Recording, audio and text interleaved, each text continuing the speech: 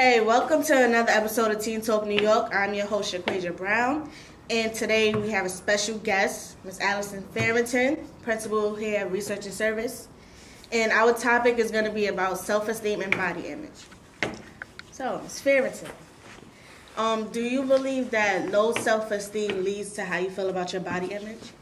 I think that how people feel about themselves and their own body image definitely is a cause of low self-esteem, unfortunately.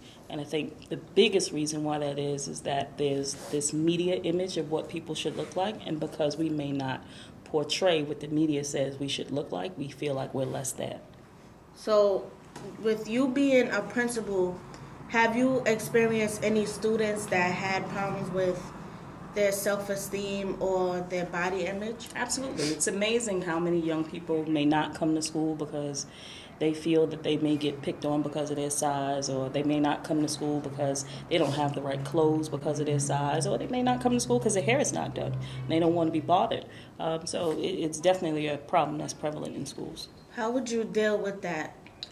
The biggest thing that I think our young people should do is just love self first and stop using society as your mirror, right? The love that you have for yourself, the love that you have every day when you get up and look in the mirror and you see yourself should be strong enough to push you to be better and greater and not worry about what other people have to say about you. How do you think all teenagers cope with their body image if they don't like it? So there's a myriad of ways. You have some people that have low self-esteem that may get involved in promiscuous activities because they're looking for that outside love. You have some people that may try to go out there and hustle in order to get fly gear or fly clothes. And you have some girls that may go and get their hair done at the neighbor's house in order to make sure that their hair they come to school with their hair looking well. When you were a teenager, did you have any of these issues? To be honest, yeah. And when I was a teenager, I was an athlete. I ran track. I played softball. I was almost 100 pounds lighter. My hair was much longer. And I had issues simply because there were girls around me that looked different than I looked. I had a very athletic build, and I used to get called a tomboy. Nothing wrong with that. And I learned to love me. Even being 100 pounds heavier, I love everything about myself. If I love food, I gotta love what I look like because I eat. It's the truth. And you just have to worry about, are you healthy? Because you do have some people who are skinny and unhealthy. You have some people who are larger and healthy. So it's not about how you look. It should be more about how you feel. People with low self-esteem, how do you think they could build their confidence? So the biggest thing, like I said earlier, is don't look at society to be your mirror, right?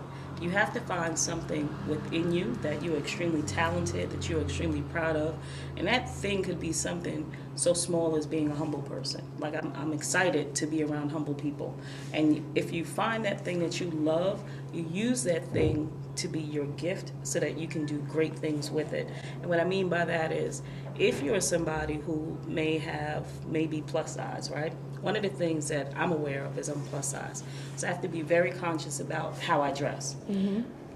Just because it says it fits me, that doesn't mean I should be in it.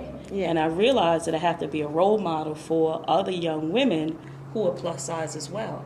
Because young girls have this thing where if everybody's wearing it, I should be wearing it too. And you can't sometimes. Yeah. I need to be the big girl fashion police some days because you can't. Just because it's made in your size, it doesn't mean that it's for your body type. And there are other, plus size clothing is fashionable. You just have to find the right clothes for you. I'm not one that's all about, I need to go to the gym and lose weight. No, if I go to the gym, it's not about losing weight, it's about being healthy, right? I have a school to run. I have children to live for. I have personal goals and aspirations that I want to achieve, and I need to be around to do so.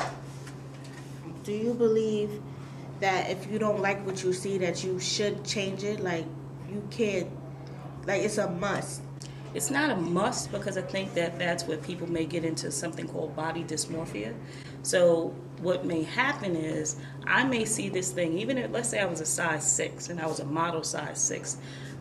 if my mind is telling me that this thing is not right, I may try to go out and get more and more plastic surgery in order to get it right. And that can be very, very harmful to one's body. But if it is something as small as, like, I really need to lose a couple of pounds because I am overweight and I am unhealthy, then you definitely can go about changing your body or changing your activities so that you can change your body.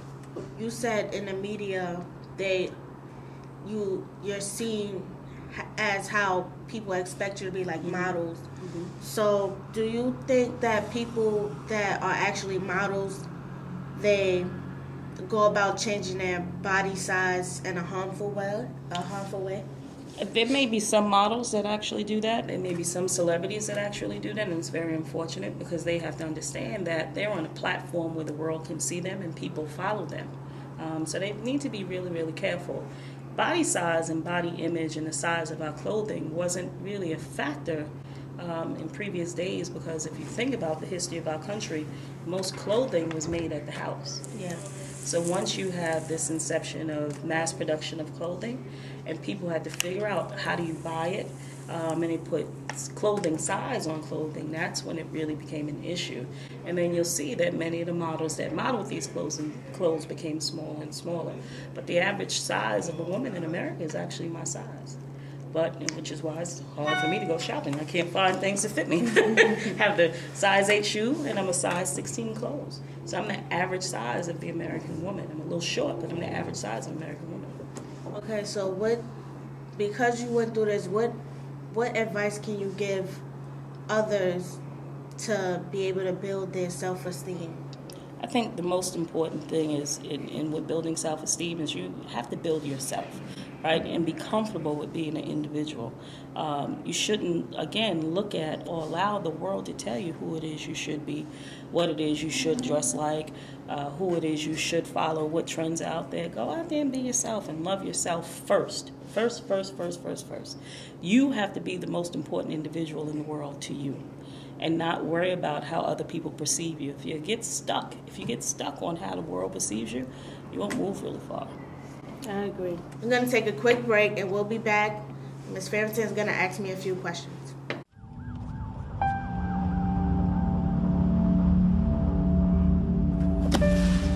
When life's this hard, graduating can be even harder. But you can help Ativa and the students in your community make it through by visiting boostup.org.